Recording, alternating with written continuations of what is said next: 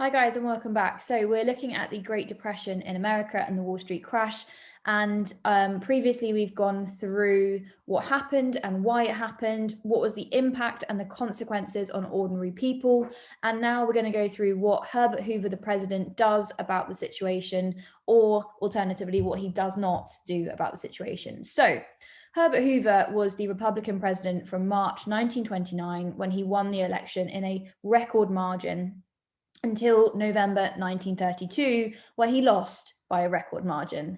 He lost the election to Franklin Roosevelt, who was a Democrat. Now, many people called Herbert Hoover the do-nothing president and accused him of failing to deal effectively with the Depression.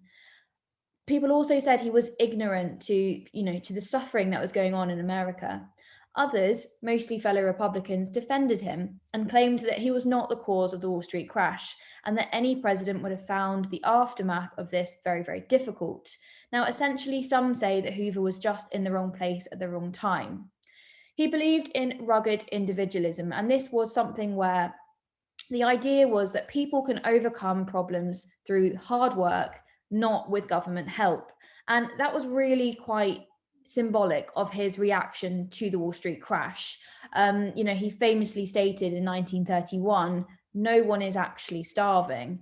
We've had 234 people admitted to hospital from malnutrition. So it's a stupid thing to say.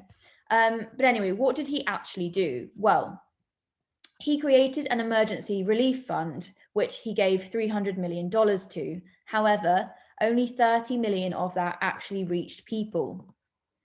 He also spent 4,000 million on construction, and he built the Hoover Dam.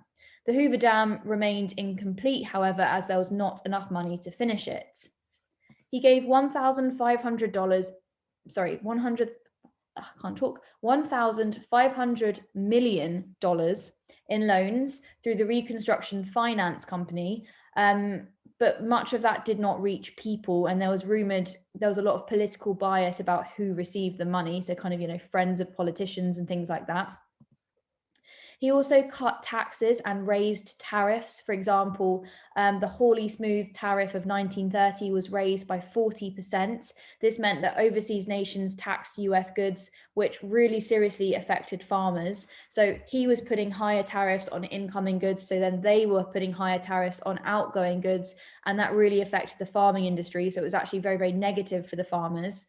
We also have the Garner-Wagner Relief Act. Now, this was an act which would have created 1.2 billion for jobs, and Herbert Hoover actually blocked it, part of his rugged individualism. So not something that's going to go down particularly well for those unemployed. We also had the veteran scandal, which I'm going to go over in more detail in a second, which meant he lost support at a crucial time in 1932 over his treatment of the veterans. It was seen as the final nail in the political coffin. And finally, the Hoovervilles kind of came to symbolize his do-nothing approach. Nobody is actually starving, as he said. They really showed that he did not sense the scale of the Depression, and he appeared very unsympathetic to people's plight. Now, there's a summary of what he did and, I guess the problems with everything he did, the way that they weren't very effective. We know he loses the election by a landslide, so clearly people don't like him or support his kind of way of dealing with the situation. And Roosevelt, a Democrat, comes in and does the opposite, really. Lots of quite immediate things. I'm going to get to that in the next video, but lots of immediate things to try and actually help people. Now, before I finish this, I'm just going to go through the veteran scandal, because it's quite important, really. So the scandal with the veterans was in June of 1932, and it really seriously lost Hoover many, many votes in the upcoming election. In 1932, desperate World War I veterans had decided to ask for their promised war bonus. They had been promised this money for 1945. So the Senate refused, and therefore 20,000 protested at the White House. Now, what this was people who fought in World War I had been promised a bonus for fighting overseas of $1.25 a day. They were promised this money much later on in 1945. So the idea was, go to war now, we'll pay you this money in 20 years or whatever.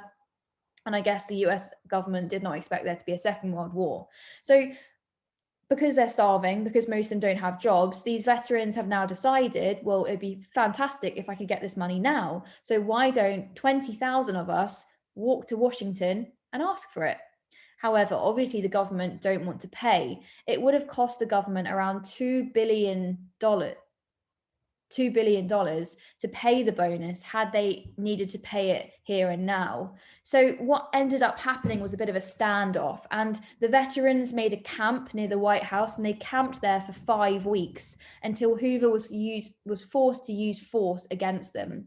He called General MacArthur to move the protesters, and the army is called in using tanks and tear gas. 54 veterans were injured and 135 were arrested in the confrontation.